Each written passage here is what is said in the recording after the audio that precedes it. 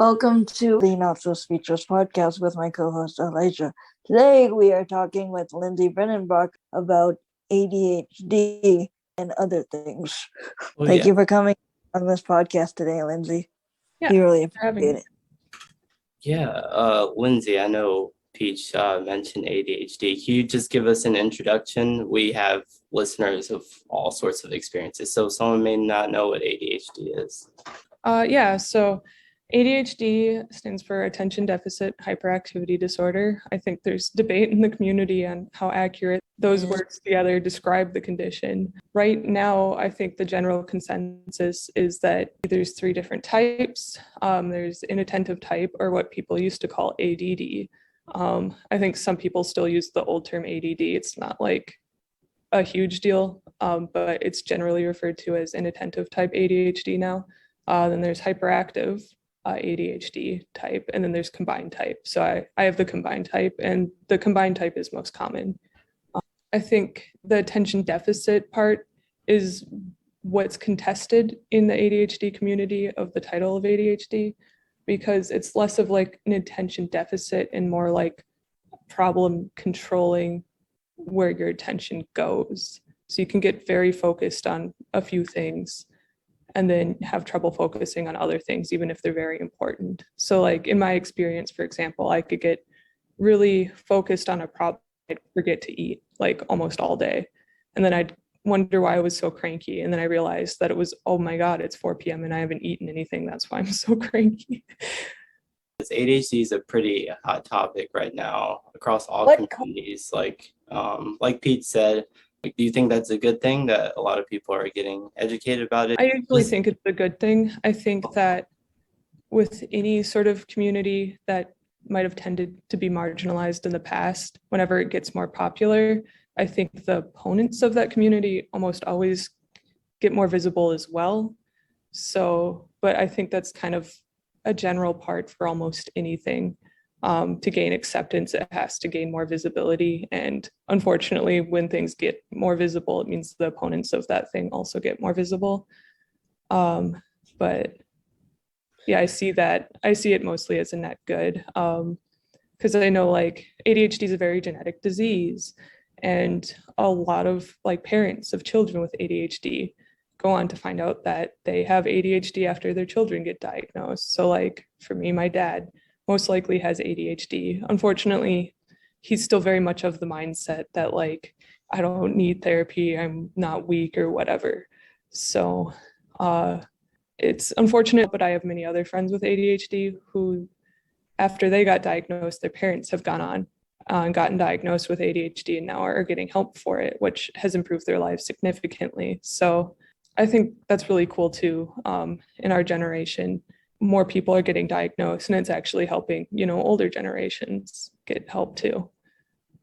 Yeah, and you notice your dad may not have had like an open mindset about, ADHD. So how did that affect you growing up? Because did you experience ADHD symptoms early? And how did you explain that to, I guess, parents who weren't really receptive? Yeah, so unfortunately, not having very receptive parents delayed my treatment by a lot.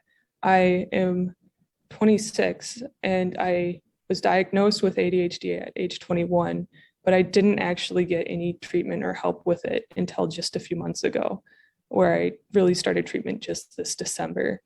And, it's a little bit painful because treatment's really helping and I feel like a lot better now, but it also hurts because I could have gotten help way sooner and not struggled so much, in high school and undergrad. I think something I heard, and this is a repeating theme that I find among a lot of my friends, like you can't have ADHD, your grades are too high. And really it has nothing to do with that. You can definitely still do decently well in class and still have ADHD. Like the way I attended class in undergrad is I would fall asleep for every class at some point because I'm hyperactive. And if I'm forced to sit still for too long when I don't feel like sitting still, something my body just does, it will then just shut down and fall asleep. There's a lot of evidence actually that being hyperactive is like a way for your body to like try and stimulate itself so it stays awake. And it sucked falling asleep in every class, and people will think you're lazy, but in reality, when I was falling asleep, I didn't really have much of a choice. There's like a symptom, I forget exactly what it's called, but essentially your muscles just start relaxing to the point where I couldn't even hold my pencil, and like then I would just be knocked out for at least 15 minutes. It didn't matter how much sleep I got the night before, it was just an understimulation type thing. And I managed to make up for that time lost in lecture by just going over flashcards more. I wasn't able to read textbooks because I couldn't focus on the chapters and I found them boring, but I managed to figure out how to make practice problems for every class. Some classes like chemistry and stuff, that's easier said than done, but like more humanities classes, I had to like make flashcards and stuff to keep myself engaged. Otherwise I'd just zone out. So I had to like do a lot of dancing around, you know, maybe what you're supposed to do as a student to get like decent grades. And that's hard and it took a lot of time. And, you know, just because you're getting A's doesn't mean you're not struggling way more than is necessary. But that's what I've been told all my life. When I finally did, so actually when I was 21, I had a few friends with ADHD at that point, and they're like, hey, like, you should probably see a psychiatrist because we have ADHD and you're like showing all the same symptoms that like we are. And we're not doctors, but we really recommend you go see someone. So I actually saved up $400 my own money. And I saw my friend's psychiatrist behind my parents' back because they didn't want me to get treatment because I didn't have it. I was too good a student to have it. And I went to the psychiatrist and he diagnosed me with ADHD. And I like went to my parents and I said, hey, you guys were wrong. I do have ADHD. And all they did is they shrugged their shoulders and said, well, don't go get meds. You know, you don't know what meds will do.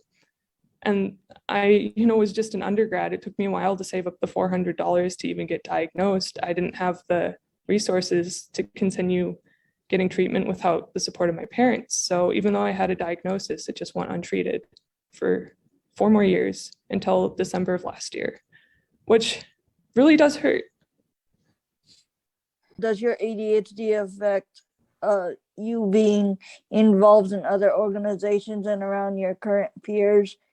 Like learning in the classroom, is it harder or easier? Yeah, so I'm a 3rd-year grad student now. And so for graduate school, you usually take classroom lectures just your first 2 years. So as of May 2021, I finished my last classes. And I kind of floated by those classes the same way I did in undergrad or, you know, high school or whatever, where I did all right, but like, you know, I struggled more than I needed to, I think. Vanderbilt's support for getting ADHD diagnosis is pretty terrible. The wait list at the UCC for getting a ADHD diagnosis is 6 to 8 months with an additional 1 to 2 months for getting a psychiatrist. And so if you want medicine for your ADHD, you can easily wait up to 10 months or like almost a year. So I don't really feel supported by Vanderbilt. And I think they need to do better for their students, especially since I think a lot of people who aren't diagnosed with ADHD in high school really start to struggle when they hit undergrad or really start to struggle when they hit grad school. Like there needs to be better support for those people because a lot of times people with ADHD kind of fly below the radar, can do all right in classes, but then the environment changes. And if they can't adapt, their symptoms will get a lot worse. And a lot of people will tend to internalize that. They'll be like, oh, well, I'm failing now. I guess I'm just not cut out, rather than just saying, oh, I'm not a failure. I'm just dealing with this untreated problem. And it's not that I suck. It's that I just have a problem that needs treating. You know, a lot of people will rather internalize that. And so delaying treatment by a whole year, like people could easily give up in that time or leave the program or at the very least feel like have like major self-esteem problems because they might be struggling in class more than they should be. The benefit, I guess now I'm not in classes anymore. And that's been really, really helpful because I can just kind of do whatever I like now. I have immense freedom in my own studies and I have an advisor. So when you're a grad student, you work mostly with just one professor and you work on a thesis project, which takes, years. My advisor was extremely open and let me pretty much study whatever I like. And because of this, actually, I'm doing way better than I think I ever really have in my life now. I'm like finally getting decent treatment for my ADHD. And also now I'm in an environment or I'm allowed to focus on whatever I find interesting. So if you remember, I said earlier, like ADHD is mostly a problem of intent, like controlling what you focus on.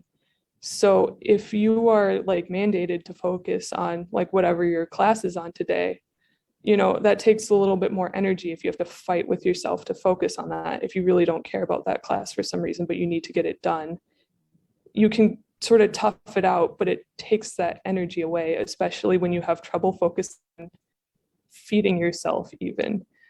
But the benefit now is since I have a lot more freedom with what I focus on, if I'm interested in, some sort of like, I really like statistical methods for whatever reason. So if I'm really focused on that method that day, I can, just let myself focus on it. I don't have to fight with myself and I can do what I please. And then that does save more energy for when I have to focus on something else, like cleaning my house or things that if everybody has to do, doing my taxes, stuff like that. It lets me preserve some of that energy. So all that freedom really helps. And I'm really, really glad I'm done with classes for the rest of my life. What advice do you have for adults with disabilities that have ADHD, and what accommodations should teachers know? Yeah, like what can Vanderbilt do to get to a point where they're actually supporting students? I think they need to be upfront. They wouldn't tell me how long the wait list was.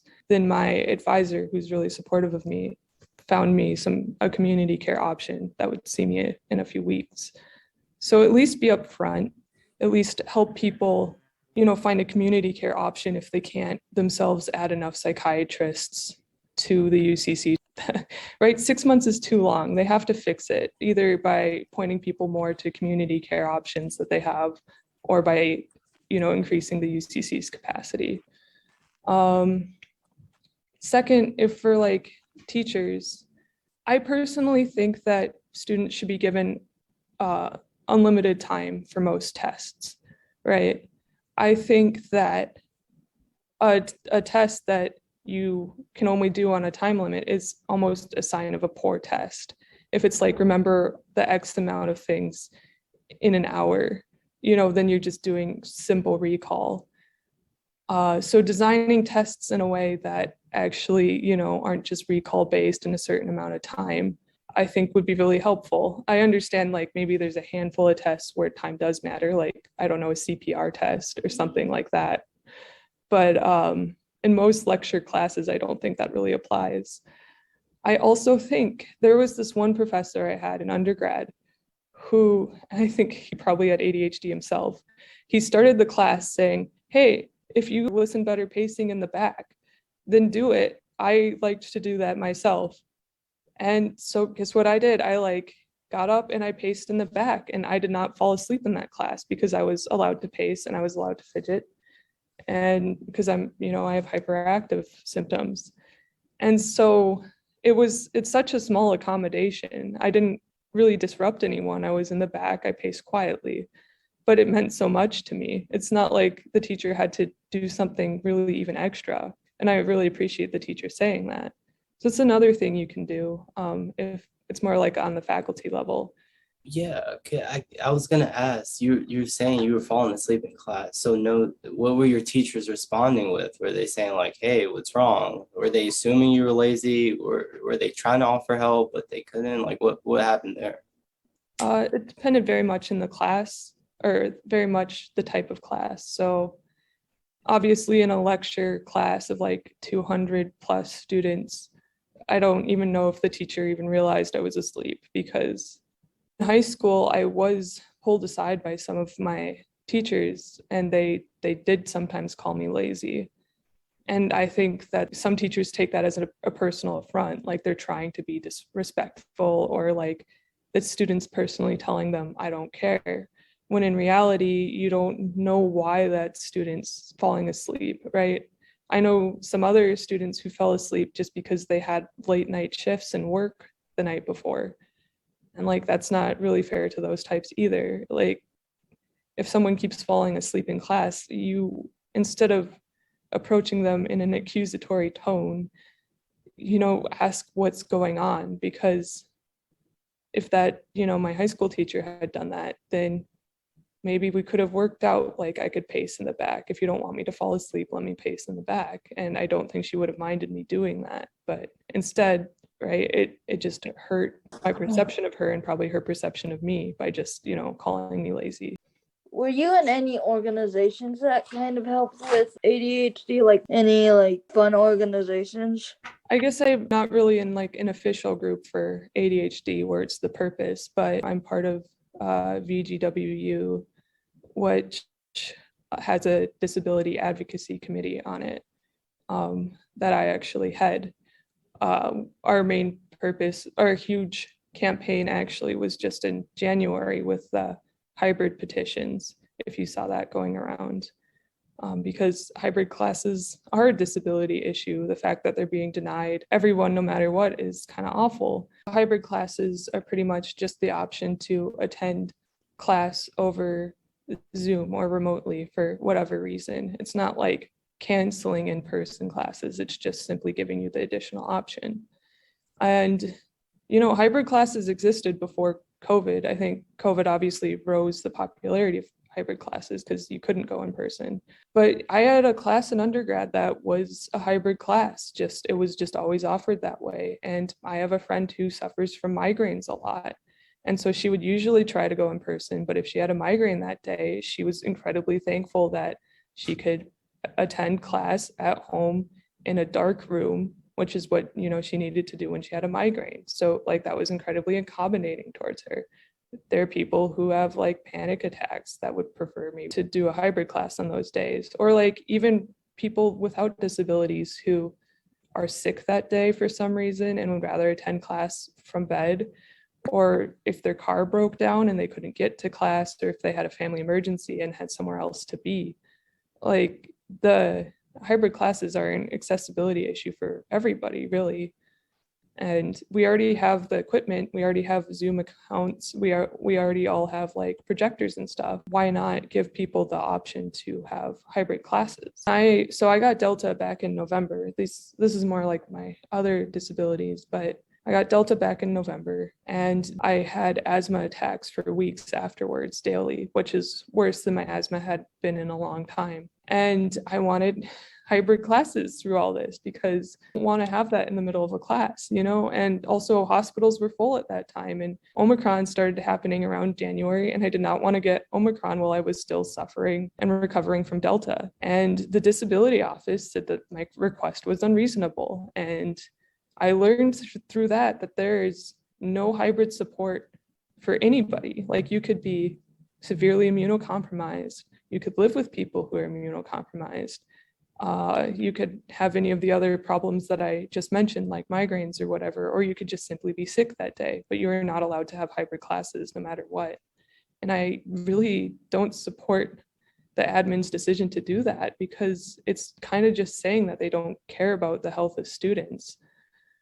Some other consequences of having ADHD, and this is maybe more of an uncommon problem, but I have trouble eating enough food every day because like I said earlier, forget to eat.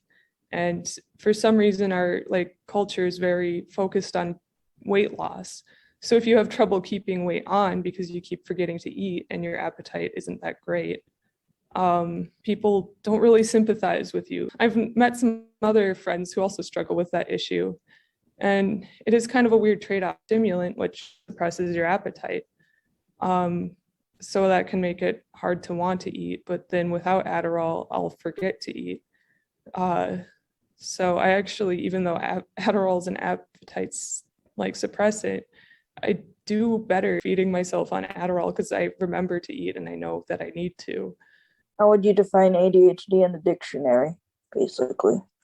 How, yeah, I go back and forth on this because there are definitely parts of my ADHD that make my life harder, especially in the current way our society is structured.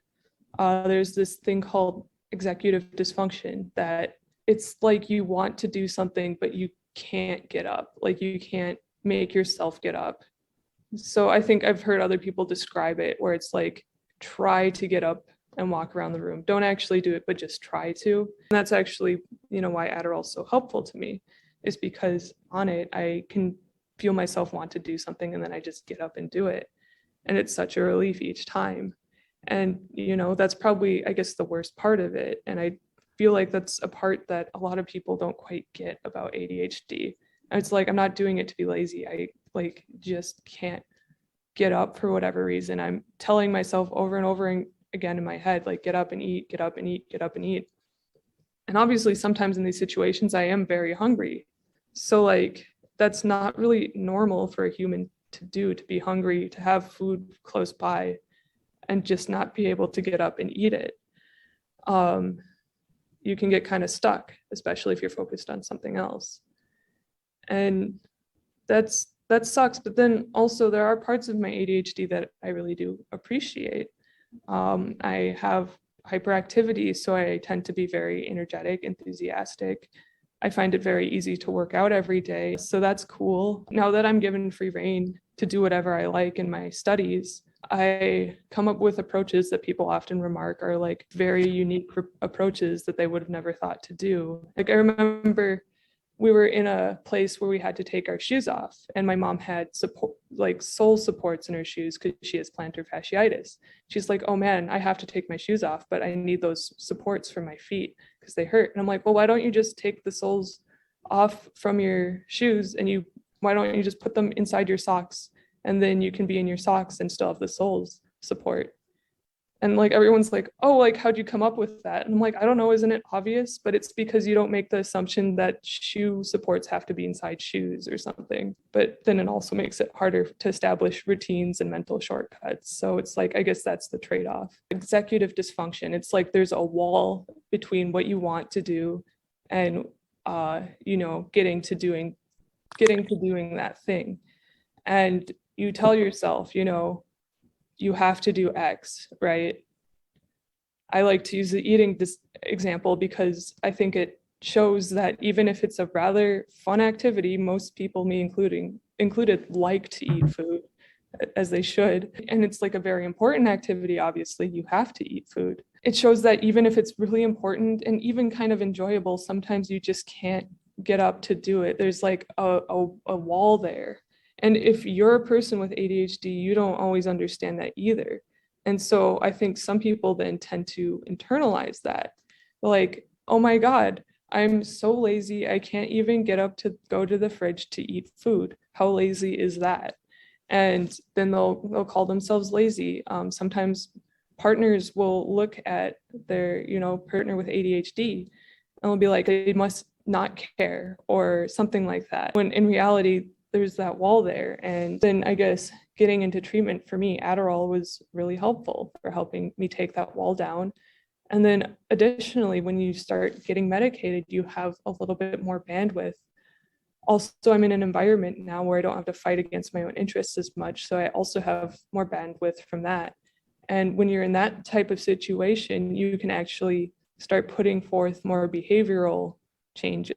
Keeping your house in order. It's very important for me to have specific spots for things, because another symptom of ADHD is you can constantly lose things. So I have a purse that I must bring with me every time I leave the house because it has my EpiPen and inhaler in, which are two objects that I just need to have on me at all times. and there's a hook by the door on my purse. I must put my purse on that hook. And when I leave the door, I must grab that purse. And so like designing your house in that way can be really helpful, but then you also need some help, in the form of medication sometimes, or social support to set your house up in that sort of way. Most forms of treatment, they recommend both behavioral and medicinal approach. And I think there is this sort of shame around being on medication. And I don't really think it's deserved. I've heard Adderall is, a controlled substance. And I think it's more likely to be demonized than even other medicines for different mental illnesses. I know medication as a whole for mental illness is demonized as like, oh, it's a crutch. You're not strong enough to deal with it on your own. If only you did all these other things, you wouldn't need the med. That's just, again, lead to that internalizing of, oh, I'm lazy, oh, whatever. When like really you're not, you just need a little bit of help. And shaming people for needing help is going to just create a lot of problems. People see it as, well, it's an amphetamine. So people, I think, sometimes see it as like a hard drug. And if you take Adderall, you're like dooming yourself to be a drug addict. And that is not true. If you have untreated ADHD, you're way more likely to become actually addicted to drugs than you are treated on Adderall. And it's because ADHD can often lead to different types of addictions. I know I have a friend who has ADHD that struggled a lot with binge drinking. And when he was treated and got on Adderall, his binge drinking resolved itself in like months. And this had been a problem that he'd been fighting with for years, and it just was easily resolved with like a little bit of help. So like there's no shame in taking Adderall. And stimulants like Adderall and Ritalin are first line meds. So that means they're usually what they're prescribed to you. There are also second line meds that some people find more useful too. You mentioned something really, really important that I think a lot of people don't talk about. Like the things that should be like really rewarding, or like the small joys in life, sometimes they can go away with ADHD. And I know you talked about that with food and like eating, something that's supposed to be rewarding. Do you notice that in any other aspects of your life? Like what are some quote unquote normal things that you don't think you can enjoy? Yeah, I think sometimes in some people, untreated ADHD can lead into spiraling into depression or anxiety. It didn't in me for whatever reason, but because I think it leads to sort of that internalized shame. If you think you're lazy, if you think you suck, then you're just going to be more prone to getting depression. However, for me, it causes me sometimes to delay things that are fun and things that I do want to do. And again, it's because executive dysfunction, and I think a lot of people don't understand this, slows you from doing all activities. So a lot of people are like, well, I don't like working on, homework either. No one does. And what they don't understand, or I don't like doing chores. What they don't understand is it like stops me from doing everything. So like if there's a hobby I really love, it can be hard for me to get to. I'll be like, I want to play piano now. I want to play piano now, but I'll just keep sitting there because I can't like move for whatever reason. I'm just kind of stuck. And so then like sometimes I'm late to events with friends and I really like seeing these friends and I really wanted to go to the outing, but I was late because it was hard for me to get out of my chair and like get dressed, or like I spaced out in the car. Like I was in my car and I just spaced out for a few minutes while I was parked in my car, and now I'm a little late. And I wasn't dreading this. I was really looking forward to seeing my friends. And then they're like, oh man, you're late. And then people can get mad at you for that. And it does suck too, because you don't want to, let people down. And then it can lead to more like internalizations of guilt and just general upsetness. So, getting treated for ADHD is helpful for you, but then I think it does also help. You have to care for yourself in order to be caring to others. And if you're not given the tools to take care of yourself, how are you supposed to take care of other people on top of that? I really, really want to emphasize the point where you said, the wall coming down. You're in your 20s. So to have that wall come down, so later in life than I guess a lot of other people get treated earlier on. To have that come down for the first time, like what was that like? Yeah, I'd say it's like, I think it is a little bittersweet because I think, I know a lot of people who are diagnosed with ADHD later in life go through a phase of like kind of almost intense anger. I have another friend who's going through it right now. Because it's like life is so much better now, but it could have been better way faster. So I have been treated now for just about like 4 months of my life. So I'm, still discovering new things about like what I'm like, because I have an interest now, you'll just get up and do it. So not only do I have energy to play the piano more and like play more elaborate songs, which is really exciting to see, I also have a garden now. So like that's really nice. You can just create a better environment for yourself and better habits on top of already being medicated, because now I can go out there to relax, and you get to know your interests better because you act on them way faster. So like I'm a better like organizer now for like, pushing issues like hybrid classes. And I've really seen my capacity for being able to write petitions, attend rallies, speak at rallies, do interviews, even go way up because I can schedule my day better. I can fit more activities in the day on like just a interpersonal level. Sometimes the voice is saying, focus on what that person's saying, listen to what they're saying, listen to what they're saying, but you're just hearing that instead of what they're actually saying. And then you zone out, and then it's embarrassing that you have to like ask them to repeat themselves. And this can make the other person feel like not listened to, rightly so, because you're not listening to them, but you want to. But now that that's less of an issue, I can actually listen to people, which for organizing is also very important, right? You don't know what issue to organize on if you can't listen to what people want changed. So it's like really exciting because I'm getting to know myself a lot better. I think I'm finally getting to the point where I've accepted like, okay, it sucks that I didn't get help for this until I was 25, but also I have a lot of life left to live, and I've done so much in these last 4 months that it's still great that I can get help now. What's one media series that do you think has a person with ADHD that people should tune into? Any accurate videos or anything that you see that and you're like, whoa, they got it really well? Like what if someone wants to learn more about ADHD, do you have any resources or videos? I don't keep up with media too much, but I did watch The Owl House. I do like Luz as the main character. I think a lot of times with me, like people coded as having ADHD rather than them just saying it, which even ADHD coding characters can kind of help you explain things. Like you can point to, oh, the character did something impulsive there and it got them into trouble, but they did it anyways. And so that's what happens to me sometimes. But I do kind of wish they would just say it, so other people can make that connection, because I don't think other people will make that connection. If they don't have ADHD, they're not gonna be like, oh, that person has ADHD. As far as like an ADHD resource, I really do like the channel on YouTube called How to ADHD. I think she does a good job explaining a lot of symptoms you can experience, a lot of things you can do about your ADHD. Do you have any advice for any people out there with ADHD who may be aspiring grad students or who may just be navigating life? Or would you have any advice to younger you? Any encouraging words?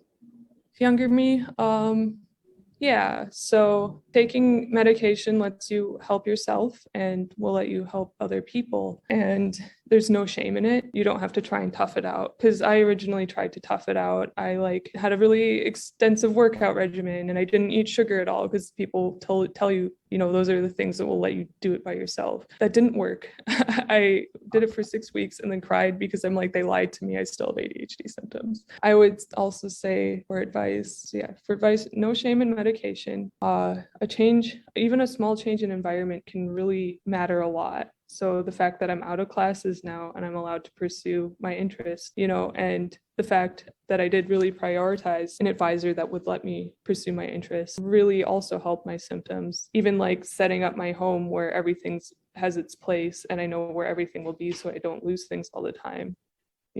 Change in environment matters a lot. And I didn't ever have like an official community, but finding other people with ADHD can be really helpful because you can share your experiences. You can also share different ways of managing it and get more ideas. So I guess, yeah, those would be like 3 things. Build community, change your environment to a more favorable one. No shame in medication, and definitely no shame in getting help. And what are you studying in your grad program? Yeah, I am in the human genetics department, though I've sort of turned and started doing more epidemiology type research. A lot of people, especially now after COVID-19, think of epidemiology as like just a way to observe the spread of like contagious diseases, but there's a lot more to epidemiology than that, and I'm focused on more like genetic epidemiology, because you can observe changes in genes over time with epidemiology, which is also very interesting. You can see if there's like selective pressures on any gene for whatever reason. I think this is common in people with ADHD. I've switched fields a few times now. I graduated in undergrad as a biochemist. And then I did microbiology for like 6 months. And then another 6 months, I was an analytical chemist. And then I got bored of that. And that's what led me to apply to grad school where I am now. I had the intention of being a chemist, or like specifically an organic chemist. So I wanted to design like new molecules and ways to create them. Chemistry, for whatever reason, there's really unrealistic work expectations in that field of like 60 hours a week. So because I didn't want to do with all that, and also because I joined grad school in 2019. So COVID happened, in 2020. I actually ended up joining a dry lab because it would let me work remotely, which was important to me, especially at that time. And because it just seemed to have a lot better hours and a lot better expectations. And so now I work coding, and I have I work with electronic health record data. So if you go to the hospital and get an opt into the program, then I can see you're anonymized, of course, demographic info, any diagnosis you've gotten, stuff like that. And as you can imagine, there's lots of problems with the electronic health record, because there's obviously a huge selection bias if you can't get to the hospital, either because you can't afford it, or it's America, right? I'm sure you can think of all the problems that would have to do with selection into who gets to be seen in the hospital and who doesn't. That's what I'm working on. I'm trying to at least characterize how bad those biases are, because no one's really done that. And I found that really shocking. So that's what I'm trying to help. But I think a lot of people are really, really going to learn from all the things you had to say. Thank you again, Lindsay. It was so nice to meet you, and I hope you have an amazing day. Yeah, thanks for having me, guys. And, I'm really appreciate that you do this podcast, so I know that they're not alone. It's important work.